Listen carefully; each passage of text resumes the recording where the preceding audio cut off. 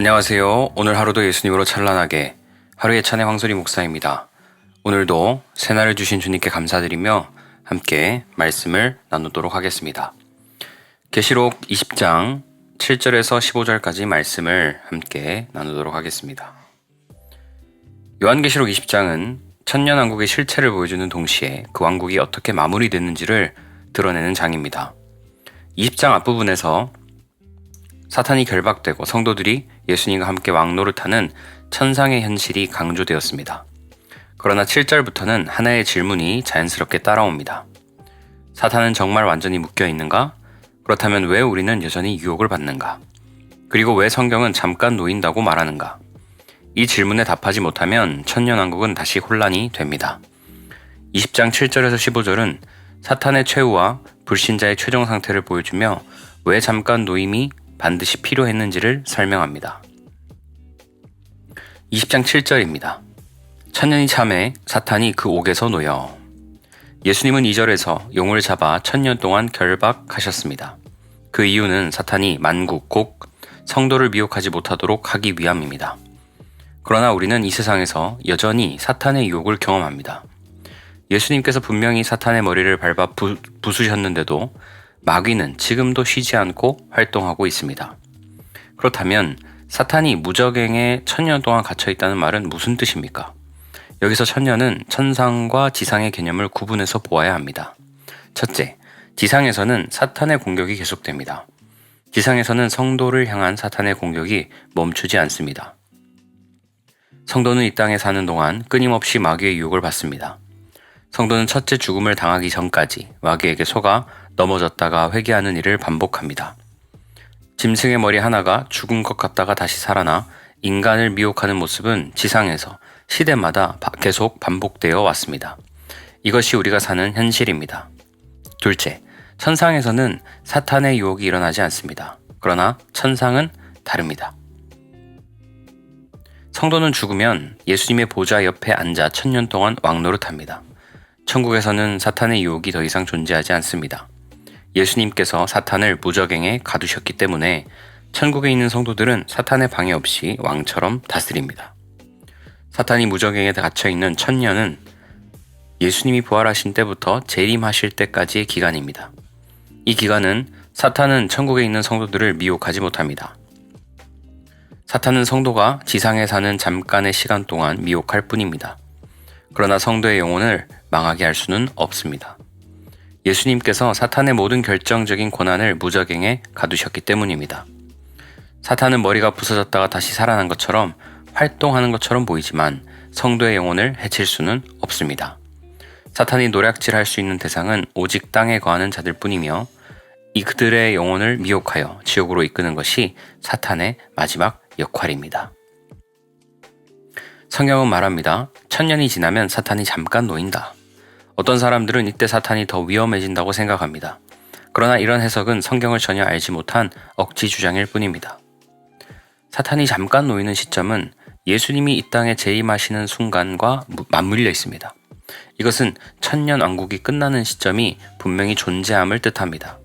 그렇다면 사탄은 왜 잠깐 놓여야 하는가? 예수님이 재림하시면 믿는 자와 믿지 않는 자 모두가 예수님의 모습을 직접 보게 됩니다. 재림과 동시에 특별 계시가 전부 열리기 때문에 모든 인간은 예수님이 창조주이자 구원자이심을 알게 됩니다. 그때 믿지 않았던 자들 중 일부는 뒤늦게 후회하며 용서해 달라고 말하려 합니다. 바로 그 순간 천년 동안 갇혀있던 사탄이 무적행에서 잠깐 놓입니다. 사탄은 예수님을 믿지 않았던 자들의 마음을 순식간에 바꿔놓습니다. 그들의 마음에 회개하고 싶은 마음이 아니라 분노를 일으키고 동시에 이미 늦었다는 깊은 절망감을 심어줍니다. 결국 그들은 분노와 절망 속에서 예수님을 끝까지 대적하다가 파멸에 이릅니다. 그들은 예수님과의 관계가 회복되지 않은 채 마귀와 함께 지옥으로 들어가는 것이죠. 20장 8절입니다. 나와서 땅의 사방 백성 곧 곡과 마곡을 미혹하고 모아 싸움을 붙이리니 그 수가 바다의 모래 같으리라. 사탄이 무적행에서 나오는 목적은 하나입니다. 예수님께서 택하지 않은 자들, 곧 땅에 거하는 자들을 미혹하기 위함입니다. 무적행에서 나온 사탄은 더 이상 성도들을 공격하지 않습니다.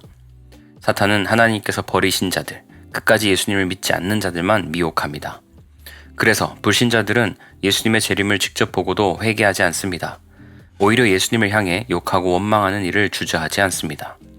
이는 사탄이 그들의 영혼을 붙잡고 함께 무저갱으로 들어가기 위해 끝까지 놓아주지 않았기 때문입니다. 그들의 마음은 예수님을 향한 분노로 가득 차 있으며 회개는 결코 일어나지 않습니다.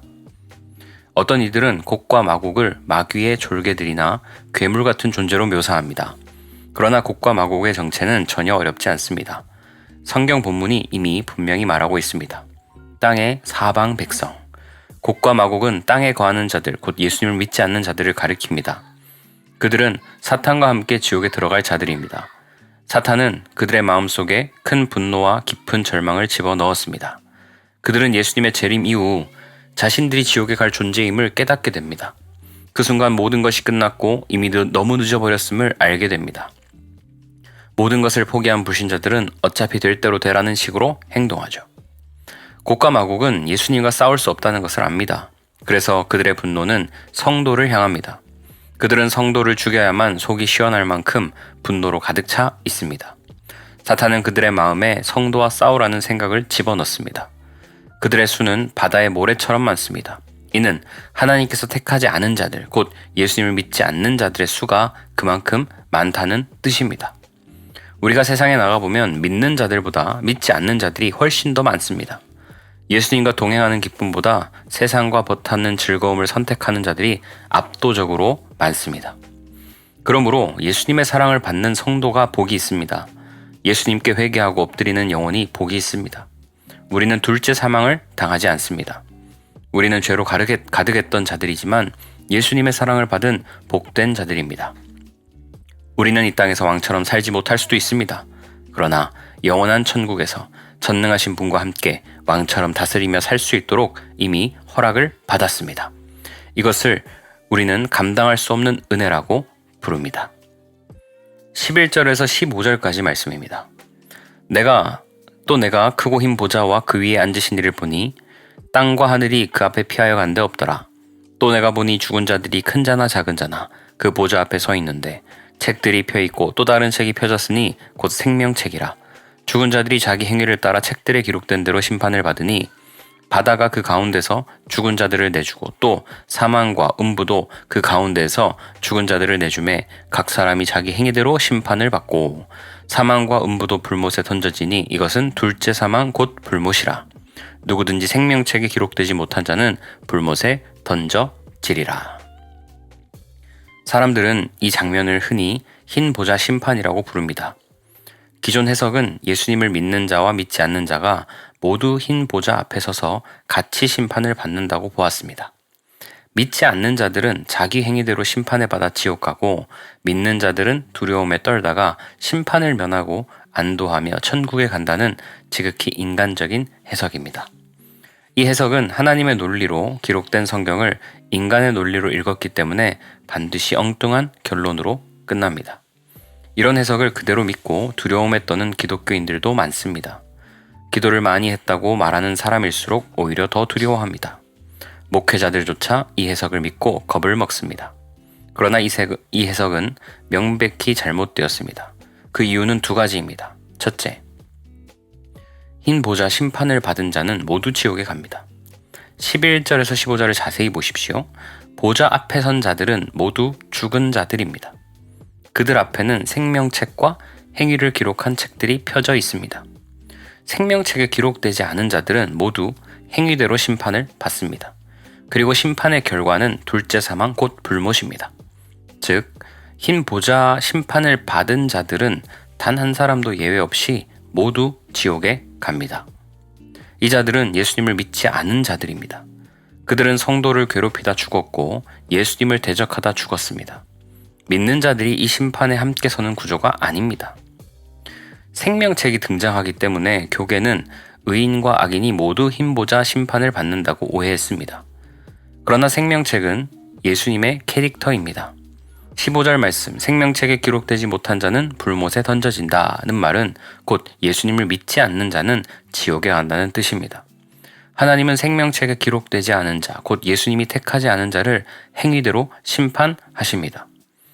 인간의 행위는 죄로 가득합니다. 행위대로 보면 남는 것은 죄뿐입니다. 성도 역시 행위대로 심판받으면 지옥에 갈 수밖에 없습니다. 그러나 예수님이 성도를 위해 모든 죄를 짊어지시고 대신 죽으셨습니다. 그래서 예수님을 믿는 성도들은 흰 보좌 심판에서 완전히 제외됩니다. 생명책이신 예수님이 성도 안에 있기 때문입니다. 둘째, 흰 보좌 심판 뒤에는 혼인잔치가 있습니다. 흰 보좌 심판이 끝난 뒤에는 어린 양의 혼인잔치가 열립니다. 내일 결혼식을 앞둔 신랑이 전날 밤 신부를 불러 지금까지의 죄를 전부 나열하며 욕하고 정죄한다면 그 결혼은 파혼될 수밖에 없습니다.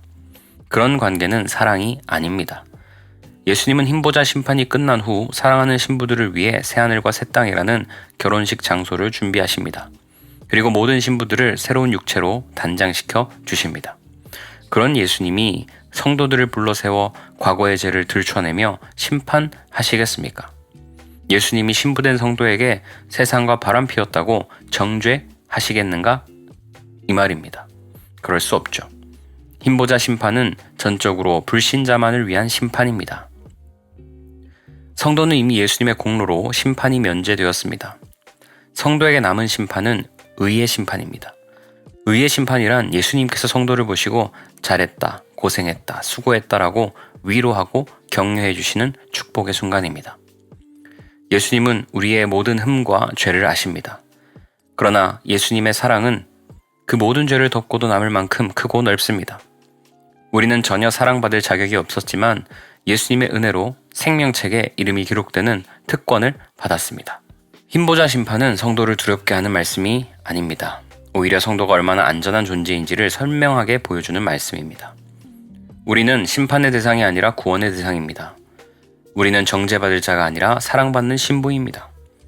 예수님은 우리의 모든 죄를 아시면서도 그 죄를 문제 삼지 않으십니다. 이미 십자가에서 모두 감당하셨기 때문입니다. 그러므로 성도는 흰 보좌를 두려워할 필요가 없습니다. 우리가 바라볼 것은 심판이 아니라 혼인잔치입니다. 오늘도 생명책에 이름이 기록된 자답게 두려움이 아니라 감사와 확신으로 주님을 바라보며 살아갑시다. 우리는 이미 이긴 자들이며 이미 사랑받은 자들이기 때문입니다. 기도하겠습니다. 사랑해 주님 감사합니다. 우리를 심판의 대상으로 부르시지 않고 신랑 예수의 신부로 구원의 대상으로 우리를 불러주셔서 우리의 모든 죄를 아시면서 그 죄를 문제 삼지 않으시고 이미 십자가에서 모두 우리의 죄를 담당하심으로 말미암아 가장 아름답고 가장 행복한 혼인잔치를 준비하시는 그 신랑의 마음을 알게 하시니 감사합니다. 오늘 하루도 생명책에 이름이 기록된 자답게 두려움이 아니라 감사와 확신 가운데 예수 신랑을 바라보며 살아가는 하루가 될 수 있도록 하나님 역사해 주옵소서. 감사드리며 우리에게 생명 주신 예수님 이름으로 기도합니다. 아멘.